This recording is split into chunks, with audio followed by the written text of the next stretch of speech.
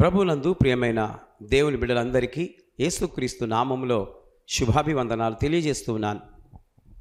తిరిగి మీకు ఆత్మీయ ఆహారాన్ని అందించడానికి నేను సిద్ధపడి మీ కొరకు ఎదురు చూస్తూ ఉన్నాను. కాబట్టి మీరు ఈ ఆహారాన్ని భుజించి బలం తెచ్చుకోవాలని కోరుతూ ఈ మాటలు తెలియజేస్తున్నాను. ఈ రోజున మన ముఖ్య ధ్యానాంశము ఎలా కూలియాయి బలమైన ఎరికో గోడలు. ప్రియమైనటువంటి దేవుని బిడ్డలారా, ఎరికో గోడలు అనగా నిజముగా కూలిపోయాయా? అవి చాలా పెద్దగా ఉంటాయి, చాలా బలంగా ఉంటాయి. ఎవరూ దాన్ని కూల్చలేరు, ఒక దేవుడు తప్ప.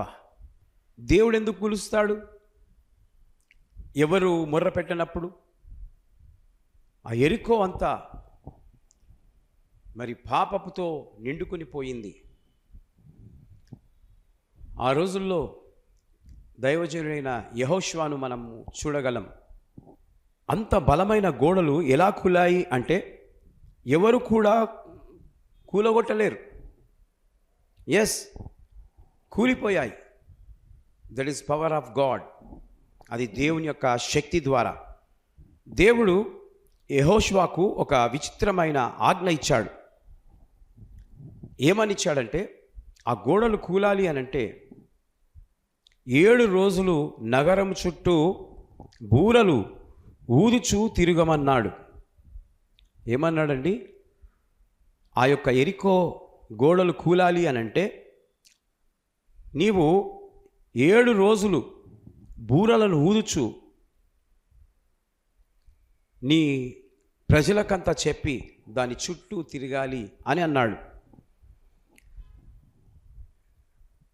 7 రోజులు యాజకులు నిబంధన మందసమును మోసుకొని 7వ రోజున 7 సార్లు దేవాది దేవుణ్ణి స్తుతిస్తూ కేకలు వేస్తూ తిరగాలి అని అన్నాడు.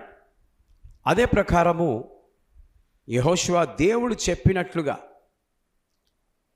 ఆయన మాటకు లోబడి ఆ ప్రకారం చేశాడు.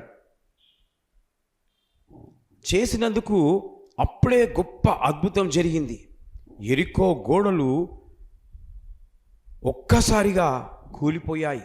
హల్లెలూయా, దేవునికి స్తోత్రం. దేవుని బిడ్డరా, చాలా వెడల్పు రాతితో కట్టబడిన ఆ గోడలవి, కోట గోడలు. ఆ ప్రాకారాలు కూలాలి అని అంటే అది పైనుండి శక్తి దాని మీద పడితేనే తప్ప అది కూలదు. యెహోషువ దేవుడు చెప్పినట్లుగా విన్నాడు, దేవునికి ప్రార్థన చేశాడు, నిలబడి చూశాడంతే. ఆ గోడలు అకస్మాత్తుగా కూలిపోయాయి. ఈ మాట యెహోషువ గ్రంథం 6వ అధ్యాయం 20వ వచనంలో వ్రాయబడి ఉంది. మీరు చదువుకోండి. మీకు కూడా బలమైన గోడ లాంటి సమస్యలు ఉన్నాయా? దేవునికి ప్రార్థన చేయండి.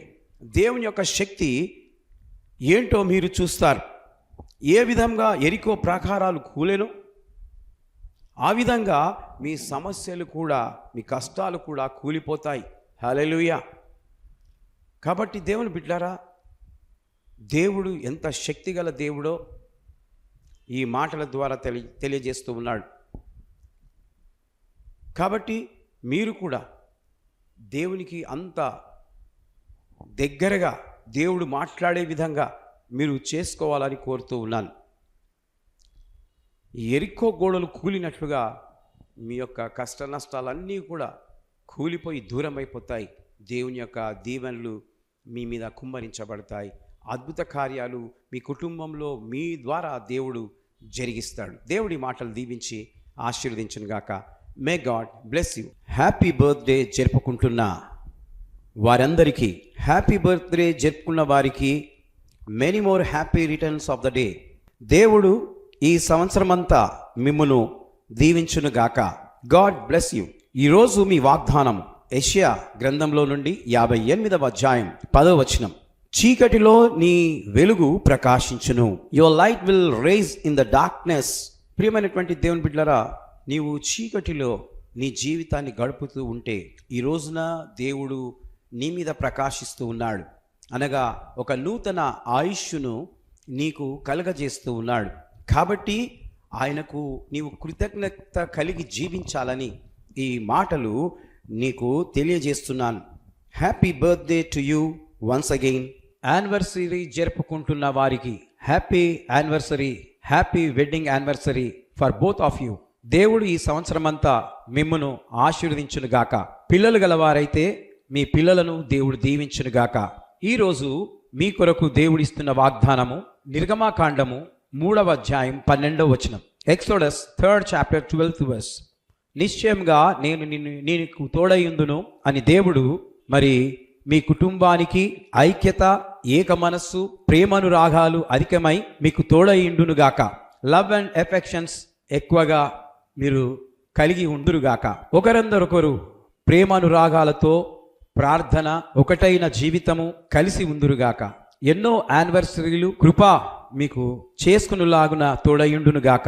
సిల్వర్ జూబిలీ, గోల్డెన్ జూబిలీ మరియు ప్లాటినం జూబిలీ కూడా మీ జీవితంలో జరుగునట్లుగా నేను ప్రార్థిస్తూ ఉన్నాను. Praise the Lord. దేవుడు మిమ్మల్ని దీవించునుగాక. ఆ విధంగా వివాహ దినాలను జరుపుకొందురుగాక. Amen. Prayer for journey and healing.